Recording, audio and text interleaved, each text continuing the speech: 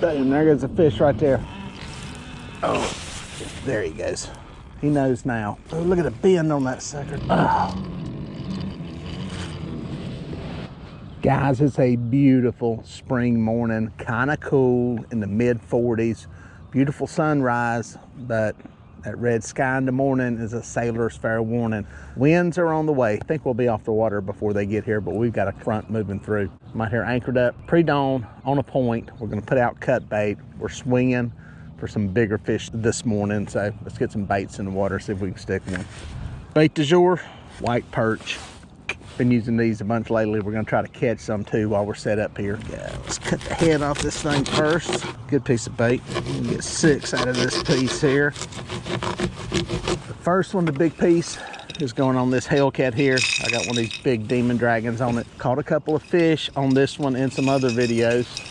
We hadn't lost this rig yet. Got a big Hooker's Terminal Tackle circle hook. We're gonna put the head on this big one. You need some of these bigger floats to hold these slightly larger baits off the bottom. This is not a super huge piece of bait. Big enough, you want it suspended. All rods, medium action, Hellcats. They're not cheap. If you can't afford them, don't want to spend the money on them, buy something else and go fishing. That's all that matters, is that you're out there fishing. That's the important part. But especially if you got some bigger fish in the area that you fish, dealing with some current, you'll enjoy these rods. I'm gonna put a couple of these deeper. I'll be honest with you, here lately on these points, I've had no luck deep. As soon as I say that, today will be the day I'll catch every fish in deeper water. Stuff has changed from the past couple of days. We have had a definite change. It's warmer. There's actually less wind today so far. That's gonna change. Wind direction has changed more than anything. It's 180 degrees from where it has been. I think you got a fish right there. I think we got one. Walk back, there we go. There we go, hooked up.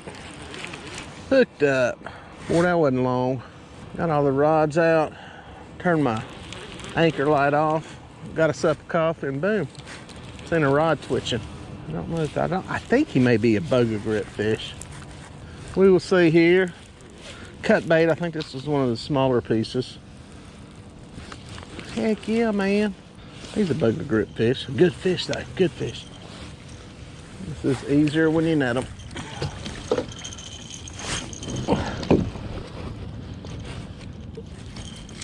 Got it. 29, 10 and a half. Good fish, guys, good fish.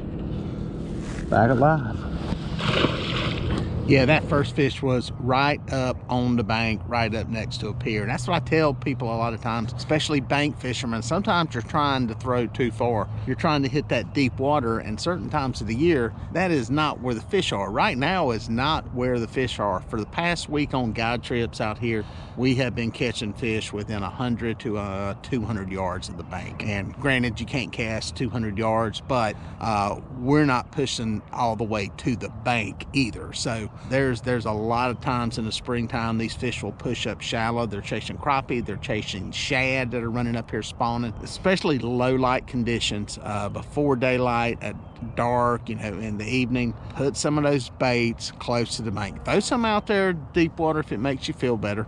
You know, keep some near the bank. You know, us guys in a boat, a lot of times when we're fishing at night, you know, we're anchored up on brush and trees and piers and everything else up near the bank. And, you know, we're casting that to people who are casting at us. So don't overlook those areas. It's not always deep water with catfish, especially in the springtime.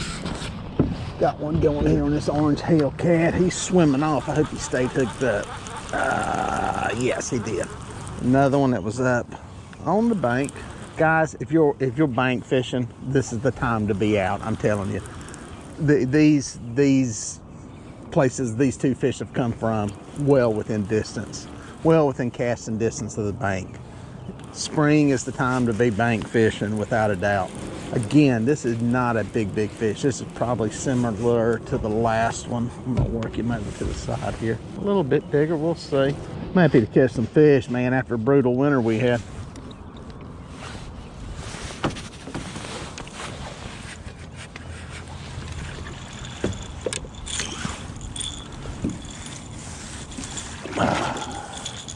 These would be a perfect size to be keeping if you're wanting fish to eat. My old buddy Rick Aldrich, if he's watching it, he's going to be upset that I ain't keeping them. because I know he wants some for a fish fry and turkey camp. I'll get you some fish rig, don't worry. These are going back because I don't want to mess with them. There we go. Some pretty fish. Those spring blues are getting up and feeding, filling them bellies up. That's fish number 2.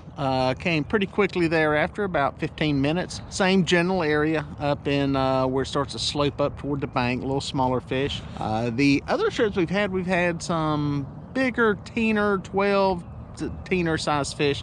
These are a little bit smaller. It's actually kind of good that we're seeing some of these fish. It's nice to catch big fish, don't get me wrong, but it's nice to have some diversity in the fish that you got. So nothing has come off the rods in the deeper water yet. I kind of suspected it would be that way. Now that may change as the sun gets up. Those fish may pull off these points. You know, when I first got out here, I was seeing stuff popping on the surface. It was you know, bass and some white perch that are coming up hitting stuff. I've actually picked off a couple of white perch here on my rod that I've got down to catch. You know, I use those for bait, but that stuff will generally die off as the sun gets up. Now it may last a little longer today. We've got a little bit of cloud cover rolling in ahead of this front. May have to pull back deeper. I'm gonna try this for a while just to see what happens, give it a good long soak here, and see if we can stick another one. All right, boys, got one going on the one that I seen it pop and then fold and then go back slack. You also got a boat, got a cat boat. Let's just reel it in nice and slow here. Laying it low and slow. Let the boat go by, let the boat go by. Hey, how you doing? Right tip low, let them keep on going. There we go. There we go. Another blue, another 8er size blue. Get him up here.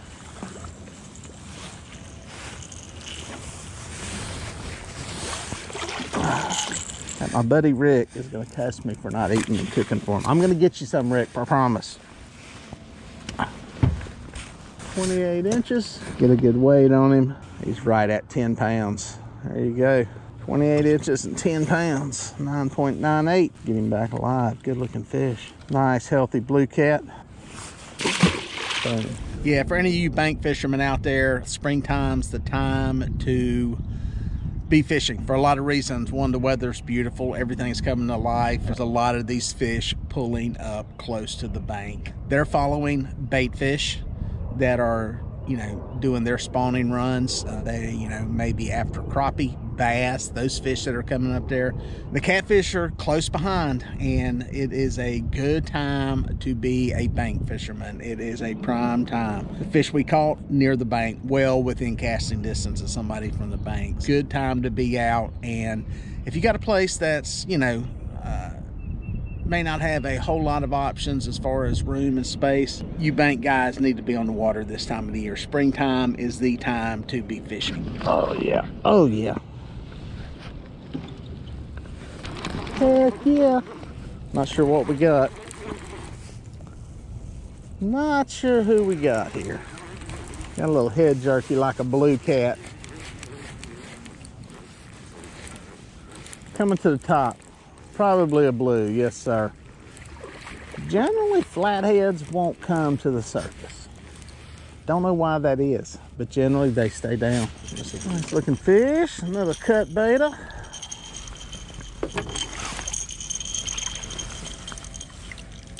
Stop.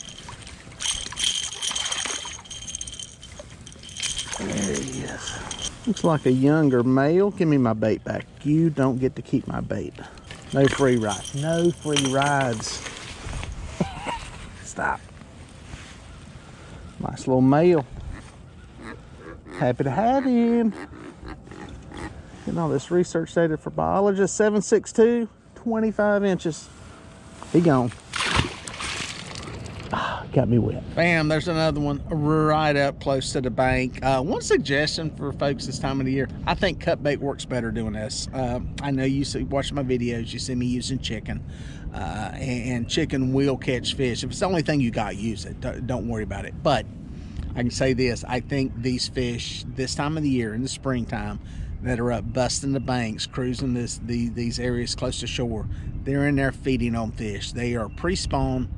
They're packing on the pounds, packing on the calories, so they've got it for the energy of producing eggs, and all the males are, you know, getting jacked up for the combat they're going to be going through. So I think they eat more fish. They will eat chicken. We've put some chicken baits out this week on some guide trips just to see how they're working. But I think this is the time of the year that you're better off using some type of cut bait. We'll talk about that some. Boom, there goes a fish right there. There he goes. Oh, he looks like he's around something. Let's see what we got here. Oh, that fish is pulling some line right there, bud. Guys, I'm not totally sure this fish knows it's hooked. He's swimming around the boat like a dang shark. Honestly, don't think he knows he's got a hook in him. There he goes. He knows now. He knows he's hooked. He knows he's hooked. He woke up. People have asked, do I need a Hellcat? You don't need one. It makes a fish like this a lot more manageable. I just felt something slip on it. It's got a, oh, look at the bend on that sucker now. Oh. He is eating some line. I backed the drag off a little bit. This is a big fish. This is a big fish. One thing that can happen, you tighten that drag down too much and horse these things, you can tear a hook out of them. We got him up. He's straight under the boat, open water. I got him away from anything that can, there he goes, there he goes. Man, that thing is eating.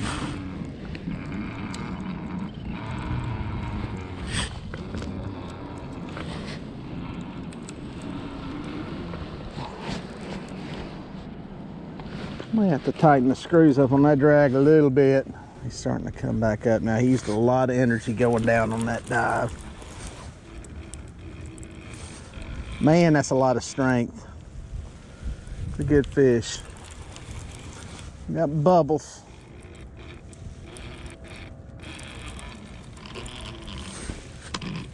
Oh, that's a good one.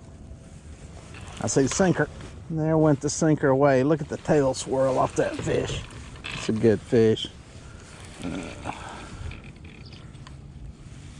Pull him to the top.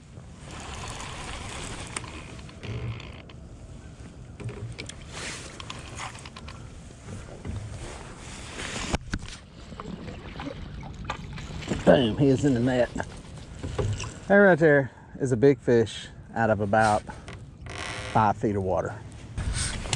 Yes, here's one big pissed off male.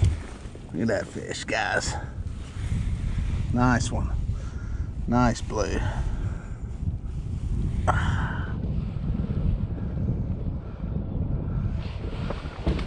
Great fish. Get him back alive.